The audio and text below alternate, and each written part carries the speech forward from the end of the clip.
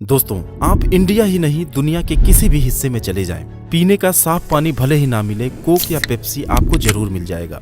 और इस carbonated drinks की खोज आज से 200 साल पहले इत्तेफाक से हुई थी, जिसे रिफ्रेशमेंट के लिए नहीं बल्कि मेडिसिन की तरह इस्तेमाल किया जाता था। लेकिन उस दौर से आज की सिचुएशन में पहुंचने तक इस इंडस्ट्री में इतनी उठापटक हुई कि आप हैरान हो जाएंगे। कभी सोचा है आपने, आखिर इतने प्रॉफिटेबल बिजनेस में कोई इंडियन ब्रांड कोक और पेप्सी के सामने टिक क्यों नहीं पाई?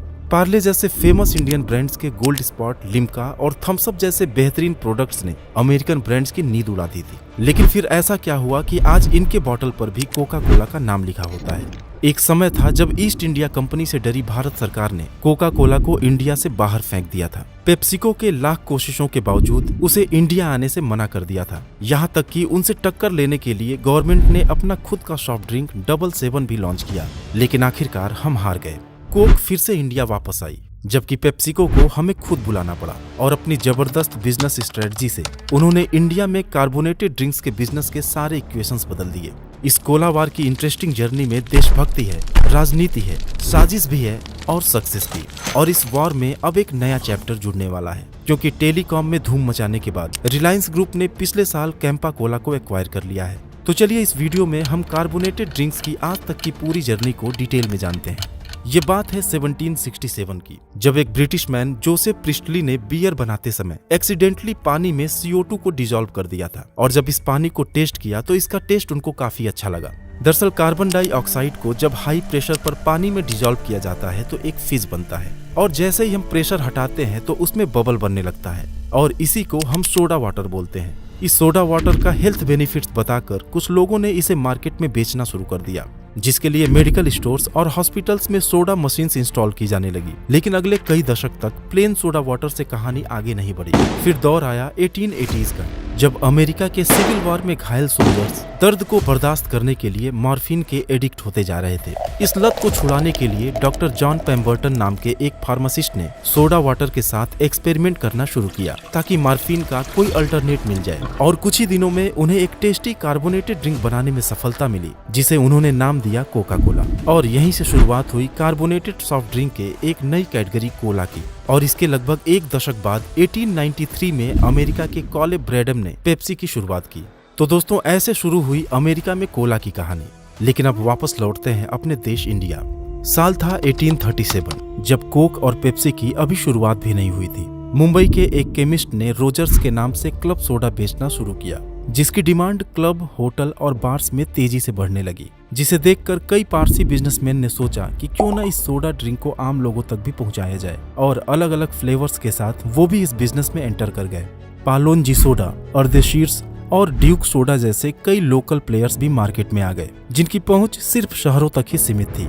लेकिन गांव देहात में भी बंटा या गोली सोडा खूब पॉपुलर होने लगा। लेकिन तब तक ईस्ट इंडिया कंपनी हमें अपना गुलाम बना चुकी थी, इसलिए इस इंडस्ट्री में कोई खास ग्रोथ नहीं हुआ। समय बीतता गया और फिर साल आया 1947, जब देश आजाद हुआ और शुरुआत हुई इंडियन सॉफ्ट ड्रिंक मार्केट को कैप्चर करने की लड़ाई, जिस पर सबसे पहली नजर थी कोका कोला और पेप्सी की। लेकिन उससे भी पहले अपने देश की पार्ले कंपनी ने साल 1949 में ग्लूको कोला के नाम से अपना सॉफ्ट ड्रिंक मार्केट में उतार दिया। लेकिन पेप्सी ने कोला नाम पर ऑब्जेक्शन किया, क्योंकि उसने इंडिया में कोला का ट्रेडमार्क पहले ही ले रखा था। फिर पार्ले ने जब नाम बदलकर पार्ले कोला किया, तब भी पेप्सी इस नाम पर एग्री नहीं हुआ। इसलिए 2 साल की कानूनी लड़ाई से तंग आकर पार्ले ने इसका प्रोडक्शन ही बंद कर दिया। एक तरफ जहां पेप्सी कानूनी लड़ाई में पड़ा था, उसी बीच कोका कोला इंडिया आकर दिल्ली में अपना पहला बॉटलिंग प्लांट स्टैब्लिश कर लिया। और उसके कुछ ही दिनों बाद पेप्सी भी इंडिया आ गई। अब उनके सामने कोई भी कॉम्पिटिटर नहीं था। लेकिन पार्ले ने 1952 में फिर से कमबैक किया और कोला फ्लेवर में नहीं बल्कि एक orange flavour drink gold spot को मार्केट में लॉन्च कर दिया, जिसे लोगों ने काफी पसंद किया। खासकर बच्चे इसके फैन हो गए। ईस्ट इंडिया कंपनी से आजादी के बाद इंडियन गवर्नमेंट बाहर की कंपनी से काफी डरी हुई थी। वो लोकल कंपनीज और लोकल प्रोडक्शन को फेवर करके एक सोशलिस्ट इकोनॉमी बनाना चाहती थी। और इस बात का अंदेशा कोका कोला को भी था कि गवर्नमेंट कुछ सख्त कदम उठा सकती है। इसलिए काफी तेजी से उसने अपना पेनिट्रेशन गांव-गांव तक बढ़ाना शुरू कर दिया, ताकि लोगों को कोल्ड ड्रिंक की आदत पड़ जाए। और अपनी इस स्ट्रेटजी में वो काफी हद तक सफल भी होने लगे। लेकिन गवर्नमेंट उस समय कुछ ज्यादा ध्यान नहीं दे पाई, क्योंकि वो तो ऑलरेडी 62 की चाइना वॉर और 65 की पाकिस्तान वॉर जैसे सीरियस मुद्दों में उलझी हुई थी। कोक की पॉपुलैरिटी के सामने पेप्सी की सेल्स इतनी गिर गई कि उसने इंडिया में अपना बिजनेस ही बंद कर दिया। अब मार्केट में केवल पार्ले और कोका कोला दो ही बड़े ब्रांड्स बचे थे, लेकिन पार्ले ने कोक से डायरेक्ट कंपटीशन को अवॉइड करते हुए साल 1971 में कोला फ्लेवर नहीं बल्कि लिम्का को लॉन्च किया, जो फीमेल्स में काफी पॉपुलर हुआ। लेकिन उसी साल के जनरल इलेक्शन में इंदिरा गांधी देश की प्रधानमंत्री बनी और 1973 में फेरा लागू कर दिया गया, जिसके तहत कोई भी फॉरेन कंपनी इंडिया में 40% से ज्यादा स्टेक होल्ड नहीं कर सकती थी। अभी गवर्नमेंट और कोक के बीच बातचीत का दौर चल ही रहा था। उसी दौरान 1975 में देश में इमरजेंसी लगा दी गई और जब 2 साल बाद फिर से चुनाव हुए तो जनता पार्टी की सरकार बनी। मोरारजी देसाई प्रधानमंत्री और George Fernandez minister of industry बनाए गए, जो कोक और पेप्सी जैसी फॉरेन कंपनीज के सख्त खिलाफ थे। कोका कोला को जिस बात का अंदेशा पहले से था वही हो गया। अब उनके पास 2 रास्ते थे, या तो वो अपना 60% स्टेक गवर्नमेंट या किसी इंडियन पार्टनर को शेयर करते या फिर इंडिया छोड़कर चले जाते।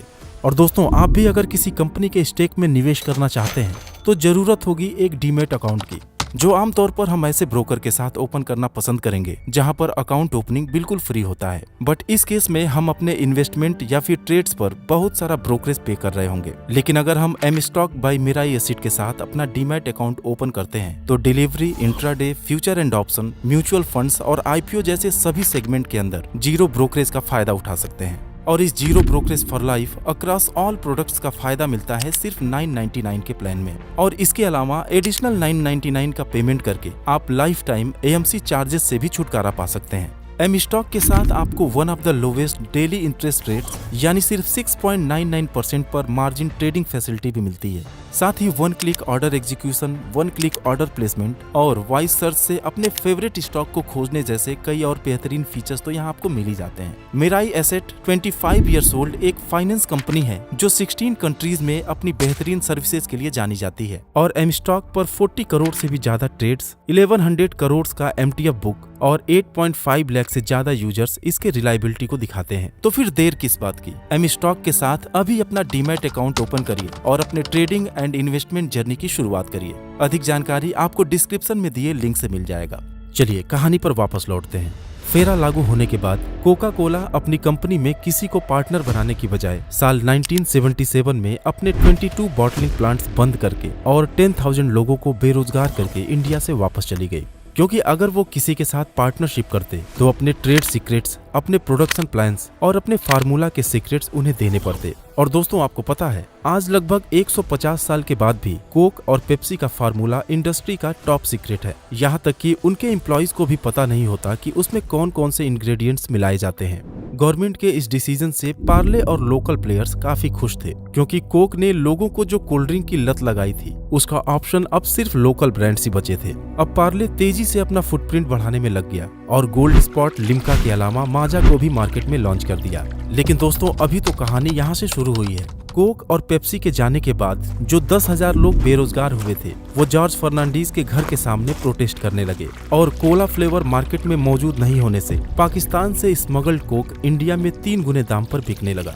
इसका रास्ता निकालने के लिए गवर्नमेंट ने खुद ही कोल्ड ड्रिंक बनाना शुरू किया और मार्केट में 777 के नाम से लॉन्च कर दिया। लेकिन इसका टेस्ट कोक से बिल्कुल अलग था, इसलिए लोगों ने इसे पसंद ही नहीं किया और इस मौके का फायदा उठाया पार्ले ने। उसने कोक से मिलते जुलते टेस्ट में थम्स अप को मार्केट में उतार दिया, जो तुरंत हिट हो गई। लेकिन पार्ले की चुनौतियां कम होने वाली नहीं थी। दरअसल कोका कोला के एग्जिट से पहले जिस कंपनी से वो बॉटलिंग करवाते थे उसका नाम था प्योर ड्रिंक्स, जिनकी मशीनरी और सारे वर्कर्स खाली हो गए थे। उन्होंने कोका कोला की जगह लेने के लिए अपनी खुद की एक कोल्ड ड्रिंक मार्केट में लॉन्च कर दी, जिसका नाम था कैंपा कोला। और इसके 3 फ्लेवर्स कोला, ऑरेंज और लेमन पार्ले के थम्स अप, गोल्ड स्पॉट और लिम्का को कड़ी टक्कर देने लगे। रही बात 777 की, तो इंदिरा गांधी फिर जब 1980 में सत्ता में वापस आई तो उन्होंने तुरंत इसका प्रोडक्शन बंद करा दिया, क्योंकि उनके 77 के डिफीट को सेलिब्रेट करने के लिए ही इसका नाम 777 रखा गया था। अब मार्केट में सिर्फ 2 कॉम्पिटिटर बचे थे, पार्ले और कैंपा कोला।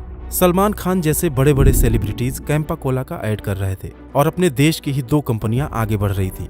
लेकिन फिर साल 1988 में कुछ ऐसा हुआ जिसने पूरी कहानी को फिर से पलट दिया। हुआ यूं कि इंडियन गवर्नमेंट ने पेप्सी को जुबिलेंट के साथ पार्टनरशिप में इंडिया आने के लिए अलाउ कर दिया। लेकिन इसकी जरूरत क्या थी? सब कुछ तो ठीक चल रहा था। दरअसल 1984 में इंदिरा जी के असैसिनेशन के बाद जब राजीव गांधी प्राइम मिनिस्टर बने तो पंजाब में हुए दंगों ने वहां के लोगों को सड़क पर ला दिया यूथ बेरोजगार हो गए। लेकिन गवर्नमेंट के पास इतने पैसे भी नहीं थे कि किसी रिवाइवल प्लान पर काम किया जा सके। तब राजीव गांधी प्राइवेट सेक्टर में गवर्नमेंट कंट्रोल को कम करने पर विचार करने लगे। पेप्सी तो ऐसे ही किसी मौके की तलाश में थी। उसने पंजाब में agro research centre, food processing unit और बॉटलिंग प्लांट लगाने के नाम पर $14 मिलियन इन्वेस्ट करने का प्रपोजल रखा और इस प्रपोजल पर कई बार कैबिनेट मीटिंग और सालों के डिस्कशन के बाद 1989 में पेप्सी को इंडिया में वापस आने की इजाजत दे दी गई। आज पेप्सी इंडिया में अपने कार्बोनेटेड ड्रिंक्स के अलावा मिनरल वाटर और जूसेस के साथ ही स्नैक्स एंड फूड इंडस्ट्री के एक बड़े हिस्से पर अपना दबदबा बनाई हुई है।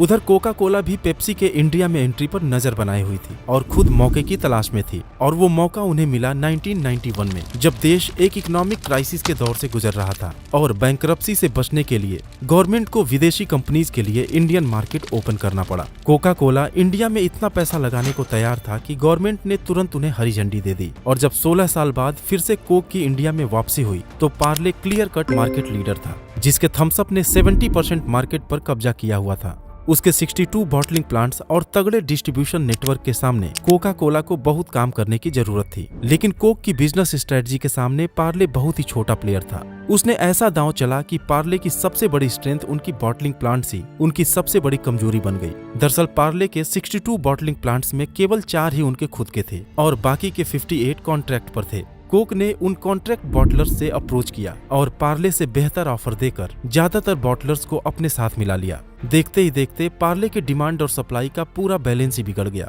और मजबूर होकर सितंबर 93 में पार्ले को अपना cold drink business Coca Cola के ही हाथ $60 मिलियन में बेचना पड़ा। अब सीधे सीधे इंडिया का 50% cold drink market Coca Cola की गिरफ्त में आ गया और बाकी बचे 50% में भी सेंध लगाने में उसे ज्यादा दिक्कत नहीं हुई, क्योंकि 15 to 20% की जो हिस्सेदारी कैंपा कोला की थी वो खुद कोक की तरफ शिफ्ट होने लगी, क्योंकि लोग ऐसा मानने लगे कि जब ओरिजिनल कोक ही वापस आ गया तो हम उसका डुप्लीकेट क्यों पिए। फिर कोका कोला ने पार्ले के सभी प्रोडक्ट्स की जगह अपने प्रोडक्ट को प्लेस करना शुरू किया, जैसे उसने गोल्ड स्पॉट को फैंटा से, लिम्का को स्प्राइट से और फिर थम्स अप को अपने मेन प्रोडक्ट कोका कोला से रिप्लेस कर दिया। लेकिन थम्स अप के बंद होते ही पेप्सी के मार्केट शेयर में तेजी से इजाफा होने लगा और कोक की सेल्स गिरने लगी, जिसके बाद कोका कोला को अपनी गलती का एहसास हुआ और उसने फौरन थम्स अप को कंटिन्यू किया। साथ ही कुछ दिनों बाद उन्हें लिम्का को भी रिकॉल करना पड़ा। दोस्तों, कोल्ड ड्रिंक्स के बिजनेस में प्रॉफिट मार्जिन काफी ज्यादा है। आखिर इसमें होता ही क्या है? Carbonated water, lots of sugar और कुछ सीक्रेट नेचुरल फ्लेवर्स। लेकिन इंडिया के लोग आज भी पेप्सी या कोक से ज्यादा इंडियन इंग्रेडिएंट से इंडिया में ही बनी थम्स अप को पसंद करते हैं, जिससे कोका कोला 50% मार्केट शेयर के साथ आज इंडिया की टॉप सॉफ्ट ड्रिंक ब्रांड है। और इसी पोटेंशियल को अब समझा है रिलायंस ग्रुप के मालिक मुकेश अंबानी ने, जिन्होंने 2023 में लगभग बंद हो चुके कैंपा कोला ब्रांड को प्योर ड्रिंक से 22 करोड़ में एक्वायर किया है। आपको क्या लगता है कि जियो की तरह इस इंडस्ट्री में भी कुछ तूफानी होने वाला है? कमेंट करके बताइएगा। Investments in securities markets are subject to market risks. Read all the related documents carefully before investing. Thanks for watching.